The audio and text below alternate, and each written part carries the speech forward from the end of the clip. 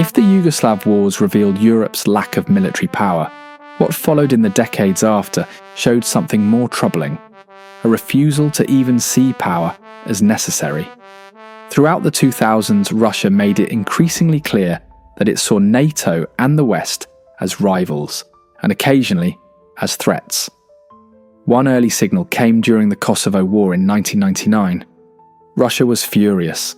It viewed the NATO-led intervention, which bypassed the UN Security Council, as an illegal attack on a sovereign state. Moscow positioned itself as Serbia's defender, accusing the West of hypocrisy and imperialism.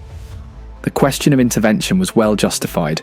The Serbian army had committed extensive atrocities, including mass killings, forced deportations, and systematic targeting of civilians. These are well documented by international observers then and now. But in parts of Europe, especially on the political left, Russia's argument struck a chord.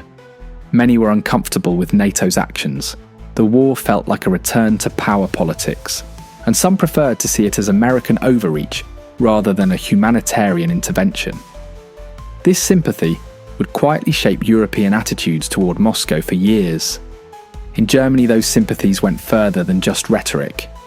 After the Cold War, Germany embraced reconciliation with Russia as both economic strategy and moral imperative. This was partly pragmatic. Russian gas was cheap and abundant, but it was also cultural. In the former East Germany, there was a lingering sense of connection with Russia, a kind of Ostnostalgie, or nostalgia for the East. It wasn't about wanting the Soviet system back. It was a softer, emotional idea of shared history, cultural ties, and a different way of seeing the world. The most famous example of this closeness came in 2005, when former German Chancellor Gerhard Schröder, from the centre-left SPD, took a job with Gazprom, the Russian state energy giant, just weeks after leaving office.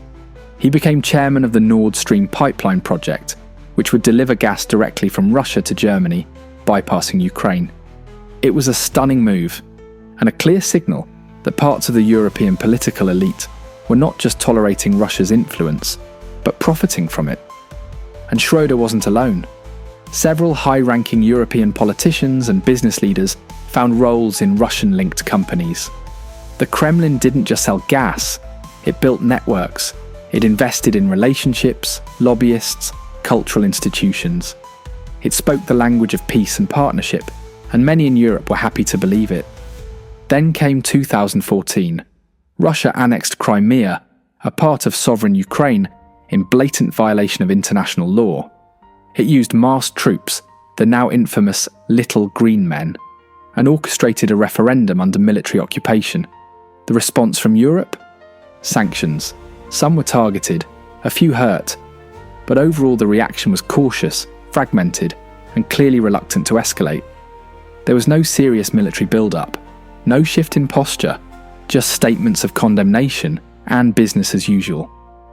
To be fair, the Obama administration wasn't exactly leading by example. Washington imposed sanctions, expelled some diplomats and gave stern warnings.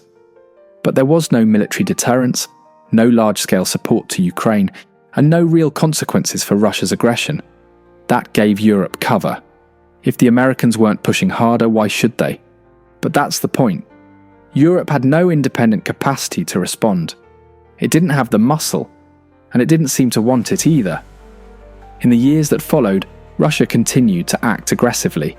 It backed separatists in eastern Ukraine. It carried out cyber attacks against European institutions. It interfered in elections, including in France and Germany. It assassinated political enemies on European soil, using nerve agents and hit squads. And yet, Europe's military spending barely budged. The UK remained an outlier, as did France to some extent. But the broader pattern held: diplomacy without strength, protest without pressure. The idea that Russia could be a partner still held sway in many capitals. Energy dependence deepened. Germany expanded Nord Stream 2. Macron launched his Dialogue with Russia initiative. Italy courted Kremlin investment. Hungary cozied up to Putin outright, and the EU, as a bloc, remained paralysed, wary of escalation, fearful of economic fallout, and still hoping that cooperation would win the day. Then came 2022. Russia launched a full-scale invasion of Ukraine. Columns of tanks, airstrikes on cities, and clear intent to overthrow the Ukrainian government. The illusion was shattered overnight, and yet Europe's first reaction. Germany offered 5,000 helmets. It was a moment that captured decades of drift. Faced with the largest war in Europe since World War II, the continent's most powerful economy reached for protective gear. No weapons, no deterrence, just passive support. It wasn't until the United States made clear, bold decisions, sending Javelins, HIMARS, Patriot systems, and later tanks, that Europe began to follow. Military aid from EU countries increased, but it often lagged behind US moves, and much of it came in the form of money. Pledges, reconstruction funds, macroeconomic support. Important, yes, but not what wins battles.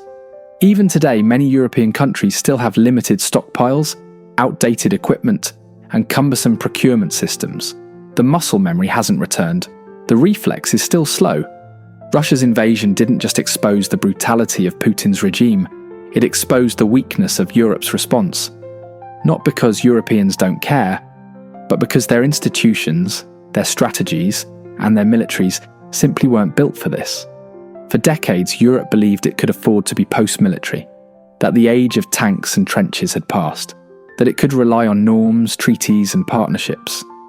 This weakness isn't just institutional, it reflects a broader cultural attitude.